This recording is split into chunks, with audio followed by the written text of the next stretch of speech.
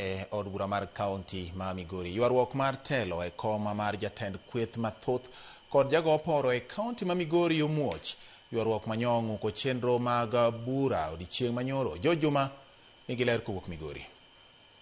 Ang' bedo kod kwe kuom kinde malach ywaruok ochako muoch e od bura ma Migori. Kasani en ywaruok ma telele mono ma jatend kweth maduong' e od bura ma Migori kaachiel kod jago oporo kanyaka sani MCS koro opogore paro. En ywaruok mane ong'uko chenro mag od bura odiochieng' manyoro bang' winjruok ne tamore e kind MCS ma sani koro opogore diriyo. Ok inyal tiyo ne raia ka in bende komitiye ok tini maber. Tendwa maleto wadaun gi nyaka wagogi piny. Bedo ni wagolo whip, bedo ni wagolo majority leader, ok ochuno ni wan gi lweny gi ng'ata. Be ok wan gi lweny gi governor. An kaka an Kali Kochola, ma MCA Magot Kachola Ward, asebedo ka support governor ndalo duto.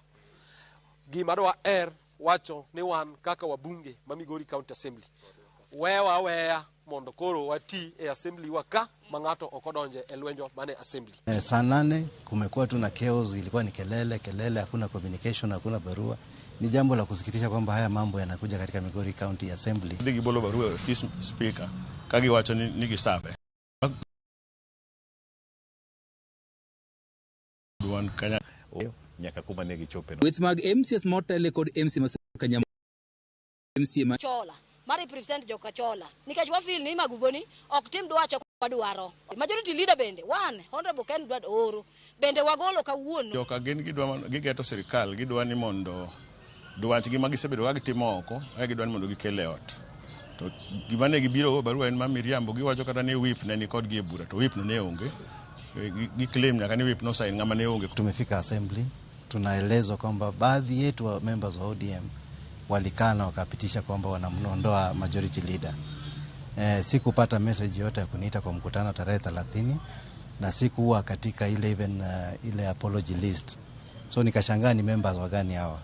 E kinde twak mar kod jofwamb weche, kweth nowacho ne giloko telo mar od burani e lemo ariyo ne oram ne giseyiero MCA Magot Kachola Calvin Seko kaka jago oporo kendo gichano yiero jatend kweth maduong' mar od burani. Yiero Honorable Calvin Seko kaka majority whip of the coalition in this house. Ne wabedo piny ma wagolo majority leader mar the majority coalition assembly ka.